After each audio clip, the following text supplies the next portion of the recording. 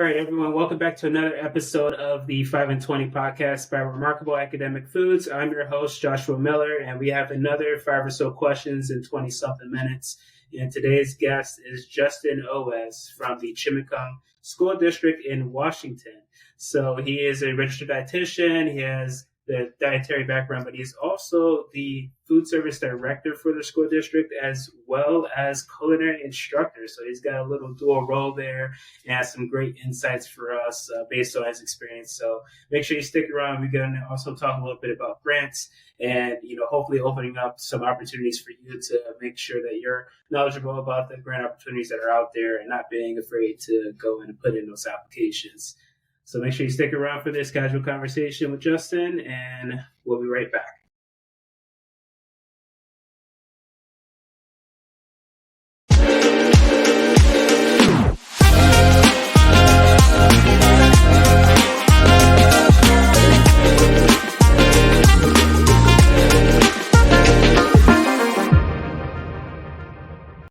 All right, Justin, welcome, and thank you for joining in on this episode with me today. I'm excited to speak with you and get to learn more about you, as well as bring some more valuable insights to the audience here. And to start the episode off, my icebreaker, as always, is what is your guilty pleasure, snack, or food?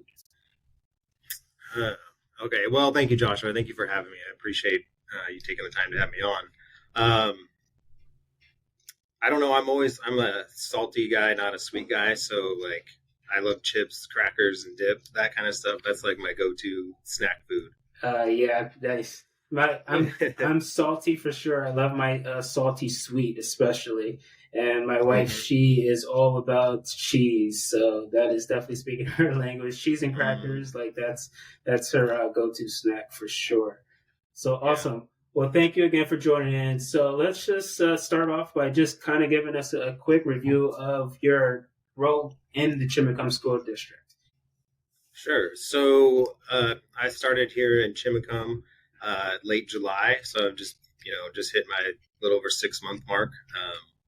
My first job in school nutrition. So total career change. I was in healthcare before. And I kind of always wanted to go into schools. That was kind of my passion, just trying to find the opportunity.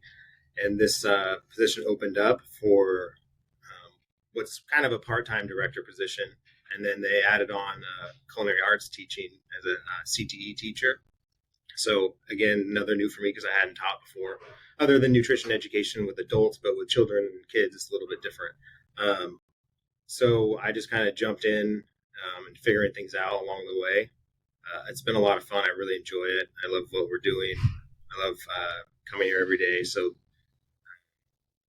it's nice to actually have a job where I feel like I'm making a difference, and I look forward to going to work and working hard. Love it. And more power to you for jumping into 2 completely different roles at the same time and figuring that out. So what's harder? Is it teaching kids or is it teaching adults, since you've had experience with both? I don't know. So I'm teaching in 9th through 12th. Okay. And that first semester, we just finished our first semester, so we're in semester 2 now. Yeah. It was pretty rough the first couple of weeks. It's trying to keep them engaged for a long period of time.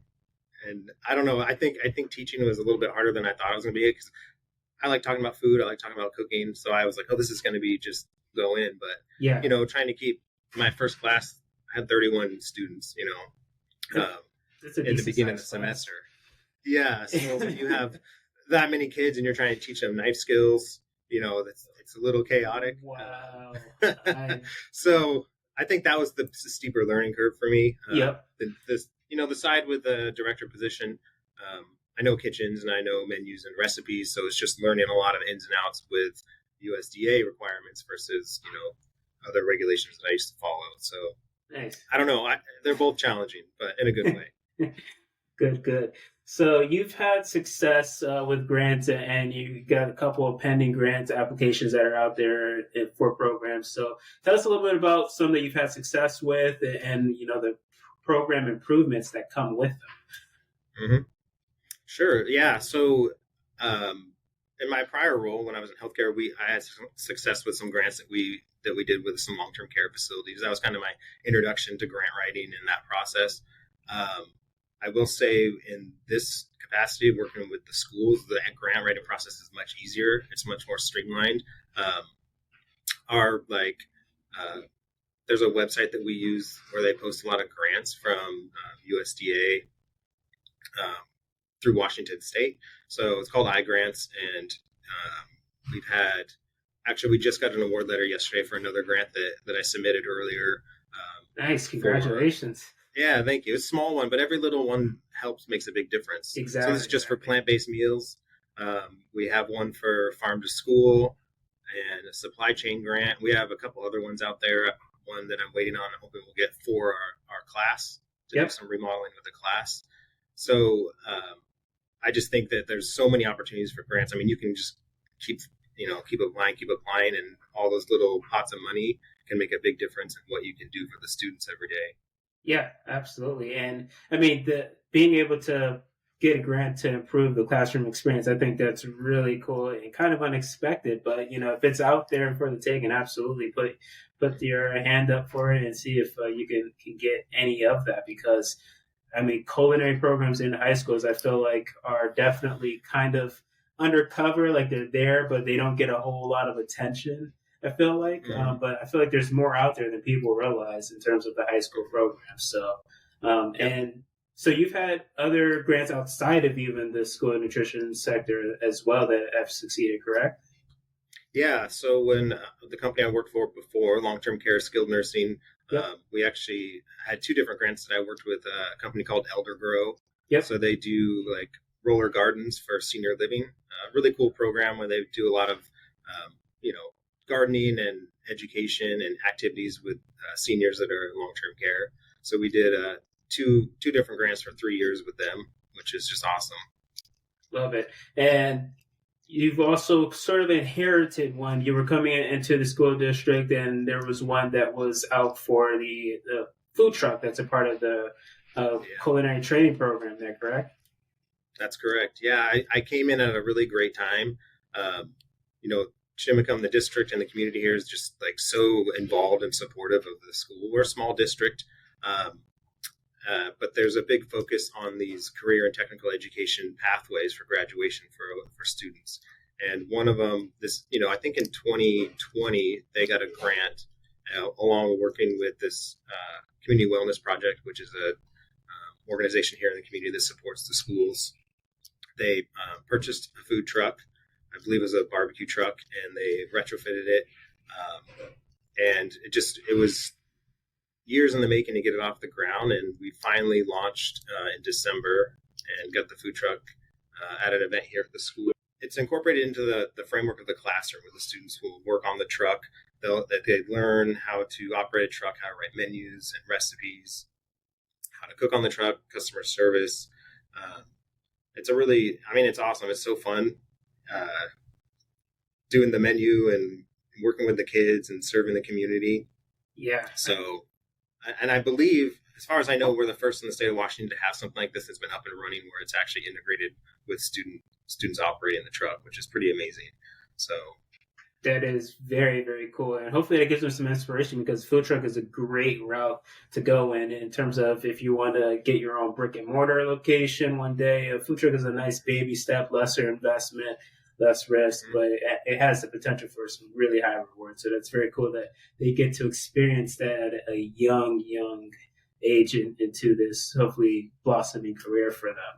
And personally, I'm a little intrigued about how much food trucks are going to continue to get incorporated into K-12 outside of that. I even read that there's a school district where they were actually making they had a food truck that's a part of the lunch program, where they travel to different school sites and they can offer lunches that are part of the National School Lunch Program. So I'm intrigued to see how the food truck scene continues to evolve for K-12, because we know it's big in college and university world. So I think that there's definitely some opportunity in that area as well, starting with, exactly the one that you guys got there. Awesome. Yeah, I agree. And I think, it's neat to be able to offer them that experience where they feel like they're working in a real business, in a real kitchen, while they're still here on campus. And we have lots of ideas and hopes for what we can do with it. like I said, we just launched. We're just getting off the ground, so we're building the program slowly. But I agree. I think there's lots of opportunities. Yep. And so let's take a shift here. Let's talk about your background. You don't just have a bachelor's; you have a master's degree, correct? Correct. Yep. So I had went back to school a few years back, kind of knowing I wanted to go into K-12 in some capacity, and I got my master's in education and health and wellness, which not knowing where I was going to end up, it worked out timing wise just perfect. Nice, and I'm sure that came in great use. So you worked for Whole Foods for a little while, and they have a software called Chef Tech, which I briefly looked at to see what it's all about. So can you explain to us, what is that Chef Tech software? What is it all about? And what were you able to accomplish in it? Yeah, so I worked for Whole Foods. I interned with them in college and ended up staying on after and worked with their healthy eating team.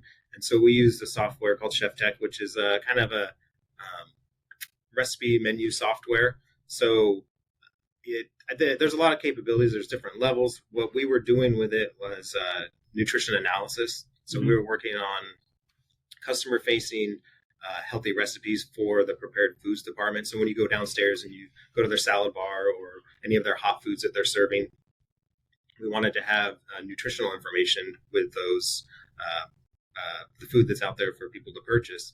And we also wanted to we were building a rating system. So we had different ways of how we'd categorize food depending on sodium content, sugar, and all this, and it'd have a rating.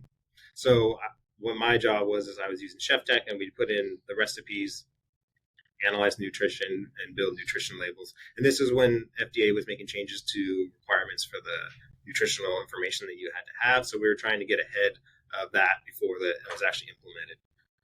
But I know that the software, you can use it in a lot of other capacities for recipe costing and for management of your ingredients, which is not really what we were using it for. So, Gotcha. But it was a good glimpse into what's out there as far as nutrition and menu software. Yeah, and I'm sure that helped you in another way preparing for this role that you're in now, because as you know, menus and recipes, building those up from nothing is a huge undertaking. It can be a little bit overwhelming. I've been through it. I've seen it happen with other organizations, and it is not an easy feat at all. Yeah. So yeah, I don't remember the number of recipes we did. It was somewhere in the tens of thousands of recipes that we went through. That was a lot. Yeah. Wow. I thought that I had a pretty high number. That puts my number to shame what they're doing. This was over a long period of time, and we had a team of us. So yeah, it's crazy. It's crazy. So that's insights from not only the nutritional side, but also the creative side as well, right? Because you've seen all kinds of recipes come through. Nice. All right. So, for the chefs, for the directors that are out there, whether it's K-12, whether it's college campuses, there's still people out there that don't have that kind of background where they've been able to help build out a recipe program that has those nutritionals in the background and building that up from the ground up. What advice would you give to those that are out there thinking about, getting into that kind of a system? Well, like you said, there's a lot of options. There's a lot of ways to go about it. And different schools have different needs depending on the size of the district too. So that can make it more challenging. Yeah. I know for me coming in, we didn't have anything built out. So I've been kind of doing it old school and just building a menu cycle. There's a lot of resources online. Just go through USDA. They have like their team nutrition. There's a website called the Lunchbox. Project Bread is another one. So they have pre-approved recipes that you can use for K-12. So if you don't want to build your recipe and get all the nutrition information, you can start there, pull those recipes and you can build your menu cycle that way. And then you can always grow from there. I just think being organized is key. We built out our menu cycle, so we know what we're going to be preparing every week, a month at a time. And it makes it a lot more simple to make little changes along the way when you have something to build off of a foundation. There's a lot of resources out there too. I always would recommend reaching out to other directors and seeing what they're doing, seeing what they're using. I've done that. I visited a couple other campuses in our area just to see what they're doing, and I've gotten some great ideas that way too.